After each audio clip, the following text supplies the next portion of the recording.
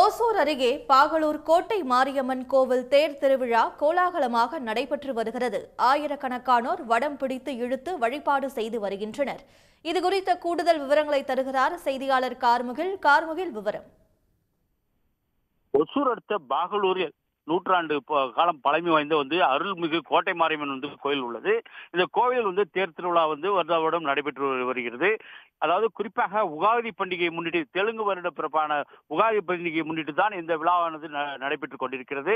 பாகலூரில் மிகவும் பழமை வாய்ந்த இந்த கோயிலில் சிறப்பாக பூக்களால் மட்டுமே அலங்கரிக்கப்பட்டு இந்த தேர் திருவிழாவானது சிறப்பாக நடைபெறுகிறது. இந்த தேர் திருவிழாவில் சட்டமன்ற உறுப்பினர் ஒய் பிரகாஷ் மற்றும் முன்னாள் அமைச்சர் பாலகிருஷ்ணா ரெட்டி ஆகியோர் இருவரும் வடம் பிடித்து இந்த தேரை துவக்கி வைத்தனர்.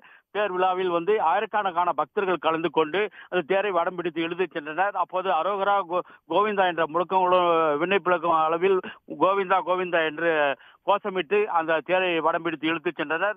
தொடர்ந்து தேருக்கு சிறப்பு அலங்காரங்கள் மற்றும் மங்களாட்சி முன்னதாக நடைபெற்றது. தொடர்ந்து அந்த பகுதி மக்கள் தேரை வடம் பிடித்து இழுத்து சென்று பக்தியுடன் வழிபட்டு சென்றனர். குறிப்பாக தேரின் மீது உப்பு, மிளகு, ஆமணுக்கு போன்ற பல்வேறு பொருட்கள் எரிந்து அவர்களுடைய தங்களுடைய நேர்த்தி கடனை செலுத்திக் கொண்டனர்.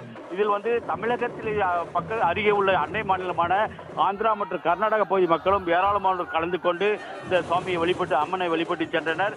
அதாவது அந்த பக்தர்களுக்கு தேவையான உணவுகளும், அதாவது அங்காங்கே இந்த வெயில் காலம் என்பதால் தண்ணீர் பந்தல் மற்றும் நீர்மோர் வழங்கி மக்களுக்கு அவர்களுடைய தாகத்தையும் தடுத்தனர்.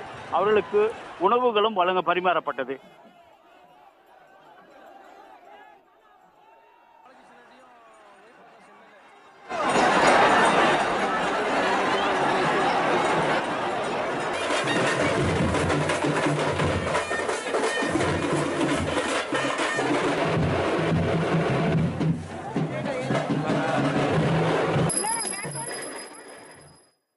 உடனுக்குடன் செய்திகளை தெரிந்து கொள்ள சன் நியூஸ் பெல் ஐகானை கிளிக் பண்ணுங்க.